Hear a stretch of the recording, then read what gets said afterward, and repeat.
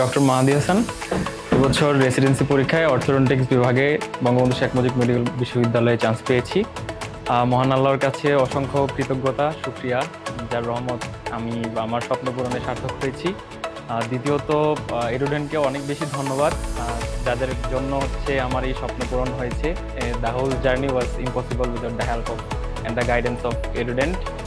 আমি এডুডেন্টে লং বেচে জানুয়ারি থেকে শুরু করে নভেম্বর পর্যন্ত ছিলাম।